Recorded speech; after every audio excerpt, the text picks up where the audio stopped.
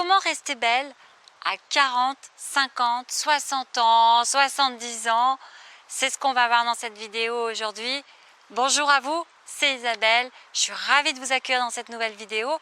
Et aujourd'hui, en effet, j'ai eu l'idée de faire cette vidéo. Pourquoi? Eh bien parce qu'au moment où paraît cette vidéo, c'est le mois de mai. C'est le mois de mon anniversaire. J'ai un an de plus, donc 49 ans. Voilà. Je n'en fais pas un mystère. Et j'avais envie d'aborder avec vous aujourd'hui les années qui passent, l'impact que ça peut avoir sur nous. Pour commencer, je vais juste vous raconter une petite anecdote. Lorsque mes enfants étaient petits, je les avais emmenés voir le médecin et en fait, j'ai un garçon et j'ai une fille. Et mon fils, il n'arrêtait pas de bouger dans son cabinet, voilà, il n'arrêtait pas de toucher à tout et tout ça. Et ma petite fille, elle était dans son petit coin, tranquille, un peu en train de bricoler, mais voilà, beaucoup plus calme. Et en fait, naturellement, mon médecin me dit, vous savez Isabelle, le petit garçon, lui, son truc, c'est d'être toujours le plus fort. Donc du coup, il s'agite, il grimpe de partout, il se bagarre, voilà, c'est son truc de mec. Le truc des petites filles, elles, leur truc à elles, c'est d'être la plus belle. C'est de se faire toute belle, c'est d'essayer d'être, d'avoir une plus jolie robe. Voilà, donc elles sont plus calmes, mais leur truc à elles, voilà, souvent, alors on parle en généralité, bien entendu, toujours des personnes qui sortent un petit peu de ces deux modes-là, mais souvent c'est d'être la plus belle. Et c'est vrai que tout de même, quand on y pense, par exemple, par rapport aux années qui passent, nous, les femmes, ce qu'on remarque surtout, ce sont nos rides qui s'accentuent, les petites rides au coin des yeux, voilà, c'est que on a des cheveux blancs, on est quand même assez focus sur notre apparence. C'est clair qu'à 49 ans, je peux remarquer, bien entendu, voilà, que j'ai les rides qui s'accentuent autour de la bouche, les rides qui s'accentuent autour des yeux, c'est ce que je vous disais tout à l'heure, un petit peu sur le front, de plus en plus de cheveux blancs aussi, une peau qui s'assèche, qui est moins tonique, moins ferme. Oui, forcément, 49 ans, le changement hormonal, la ménopause, tout ce genre de choses, forcément influe sur notre corps, sur notre physique, bien sûr. Avec ça, parfois, quelques bouffées de chaleur. Mais en tout cas, en ce qui me concerne, je pense vraiment que pour faire que ces années qui passent, on les vive le mieux possible, il faut vraiment avant tout, mais avant tout et dans un tout premier temps, transformer sa façon de penser. Alors oui, c'est surprenant, je suis habillée en tenue de fitness, je ne vous parle pas alimentation et sport, bien entendu que c'est important, je vous dirai tout ça à la fin de la vidéo, mais en attendant, avant tout, ce qui compte, c'est de transformer son mode de pensée pour rayonner et être épanoui avant tout. Alors qu'est-ce que je veux dire par là? Ce que je veux dire avant tout, c'est arrêter de vivre dans le regret. Arrêtez de penser comme vous étiez belle quand vous aviez 20 ans, arrêtez de penser comme vous aviez la vitalité, la forme, voilà. Arrêtez de penser que vous étiez insouciante et tout, même si c'est vrai. En effet, personnellement, c'est clair que quand j'étais adolescente, j'étais loin de me douter que parfois la vie réservait des difficultés à traverser. Voilà, j'étais plutôt insouciante et je ne me rendais pas tout à fait compte qu'on pouvait avoir traversé de grands bonheurs, mais qu'on pouvait aussi traverser des grandes périodes difficiles. Je ne me rendais pas compte de tout ça, bien sûr. Mais en attendant, aujourd'hui, ces rides-là que j'ai sur mon visage, c'est justement la traversée de tout ce que j'ai vécu, c'est mon expérience, ce sont mes enfants, ma famille, c'est tout ça, tout ce qu'on a construit, tous mes bonheurs, mes joies et toutes mes difficultés à la fois. Et aujourd'hui, à 49 ans, j'en ressors avec beaucoup d'expérience. Je ne dis pas que tout est réglé, mais quoi qu'il en soit, j'accepte ce qui s'est passé et j'estime que j'ai énormément de chance d'être toujours là à mon âge, à 49 ans. Je remercie chaque jour qui passe et chaque année qui passe d'avoir la chance d'être toujours là, de voir mes enfants grandir, de pouvoir profiter du moment présent, de pouvoir créer, d'être là sur cette chaîne YouTube, de faire ces vidéos pour vous, de pouvoir partager ce que j'aime avec vous.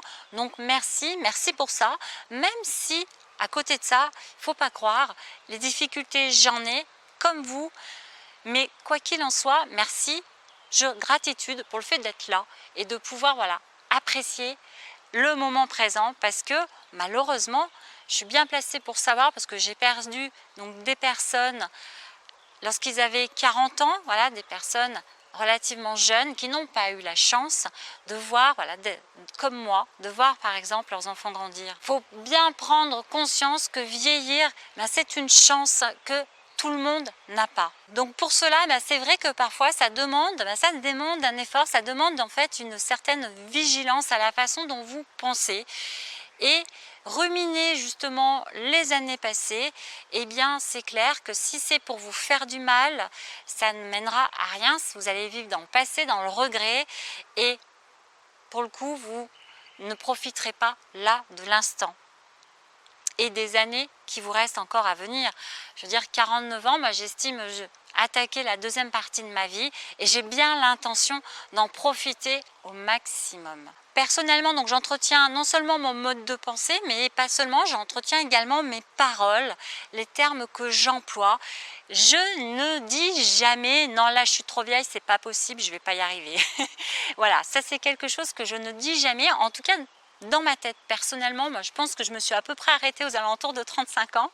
C'est peut-être pour ça en fait, je ne sais pas, mais en attendant, eh bien jamais je dis je suis trop fatiguée, je suis trop vieille pour faire ça, c'est plus de mon âge, ou non.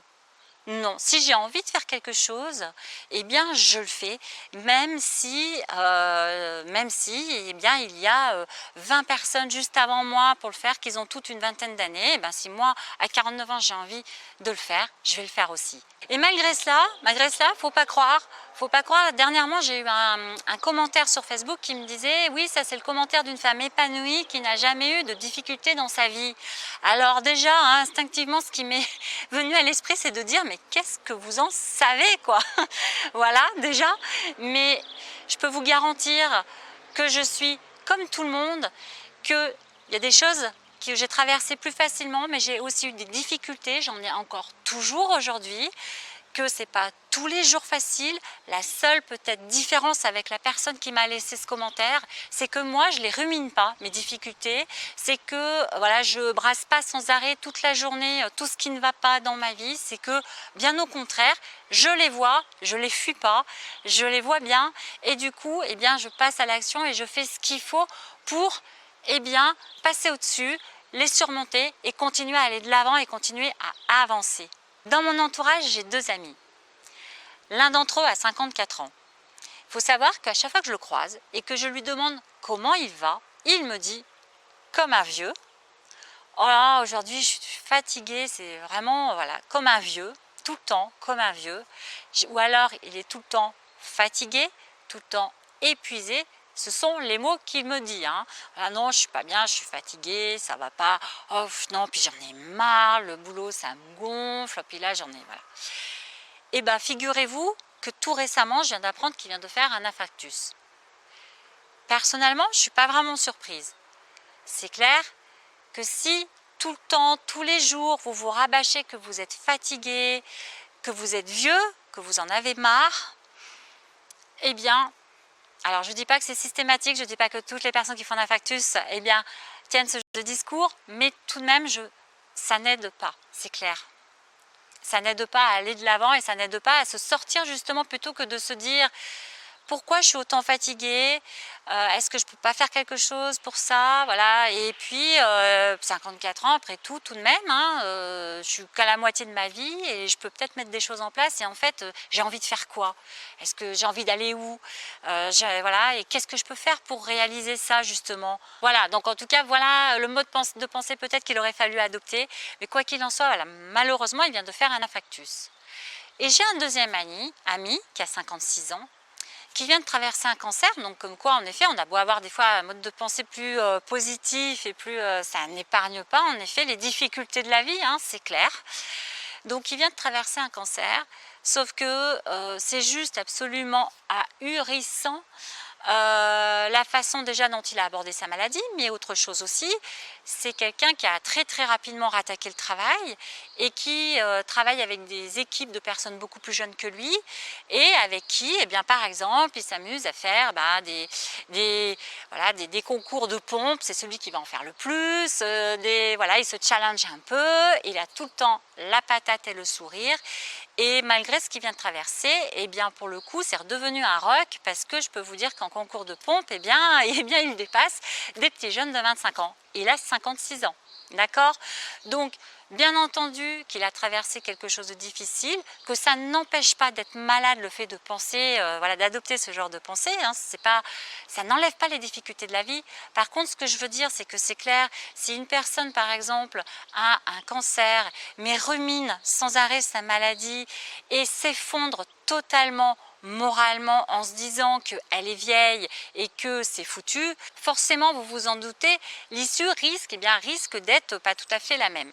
Tout ça pour revenir au sujet donc de cette vidéo, comment rester belle à 40, 50, 60 ans, eh bien ça se passe avant tout, selon moi, là, dans sa tête, et c'est tout simplement accepter et accueillir ces années qui passent et mettre de son côté tout ce qu'il faut, toutes les chances et tout le vocabulaire, toute la façon de penser pour aller de l'avant. Parce que vous savez quoi, plus vous allez vous lamenter sur par exemple votre panne de voiture et la note que vous devez payer à votre garagiste, et plus cela va vous affecter, plus cela va vous enlever le sourire, la patate, et plus votre cerveau lui va rentrer dans un mode où sans arrêt il va vous mettre le doigt là où ça fait mal, sur le fait voilà que vous vieillissez, que vous êtes plus fatigué, que vous avez moins la forme et que ça va pas et que c'est triste et vous allez rentrer dans un cercle vicieux qui va être mais vraiment très très difficile de quitter. Et bien entendu, vous vous en doutez, je vous parle de l'alimentation,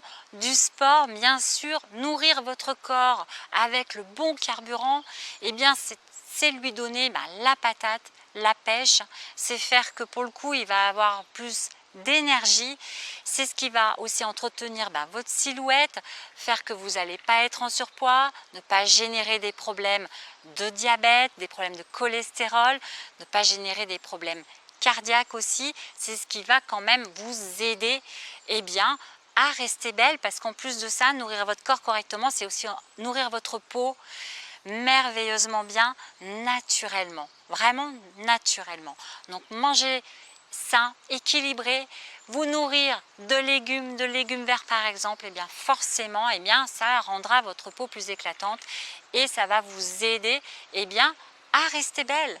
Et puis forcément, bouger, pratiquer une activité physique régulière, ça va entretenir votre mobilité, en plus d'entretenir aussi votre silhouette et d'avoir un corps ferme, tonique.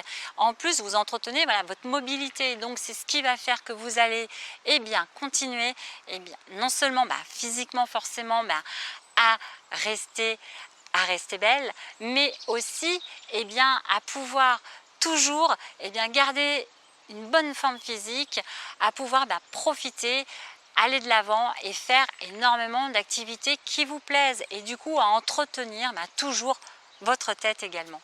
Personnellement, je ne sais pas vous, mais moi en tout cas ce que je souhaite c'est d'être une très vieille mamie avec une super pêche, une super vitalité, de façon à partager énormément de choses avec mes petits enfants.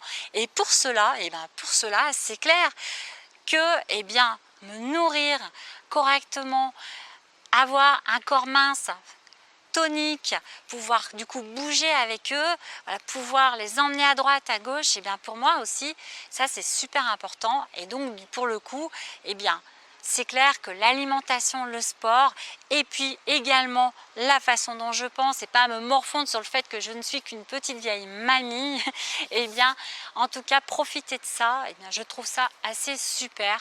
Personnellement, j'ai jamais eu la chance d'avoir une mamie près de moi qui partage énormément de choses et je trouve ça mais vraiment trop fantastique, d'avoir la patate, d'arriver à un certain âge et de garder la forme, de rester belle, parce que je trouve justement que ces mamies sont tellement belles et éblouissantes quand elles ont le sourire et qu'elles ont la patate et qu'elles partagent énormément de choses avec leurs petits-enfants. Et quels souvenirs elle leur laisse, c'est juste fantastique. Alors mes reines, surtout, prenez soin de vous, restez belles, entretenez-vous pour vous, bien sûr, parce que ça compte de s'apprécier et d'aimer son reflet dans le miroir. C'est ce que je dis toujours, c'est super important parce que pour aimer les autres, il faut avant tout aussi s'aimer soi-même. Donc, entretenez-vous, nourrissez votre corps correctement, profitez de la chance que vous avez d'avoir ces années qui passent, accueillez-les et faites de votre mieux pour faire qu'elles soient les plus belles possibles. Je vous kiffe, je vous embrasse très fort. Le défi Reset Métabolisme est toujours en cours, il est gratuit. Si vous voulez justement démarrer un rééquilibrage alimentaire, du fitness régulièrement, c'est le moment ou jamais. Je vous laisse juste cliquer sur le petit i, là comme info, vous rentrez votre adresse mail, vous arrivez sur une page où vous pouvez ensuite télécharger le défi Reset Métabolisme.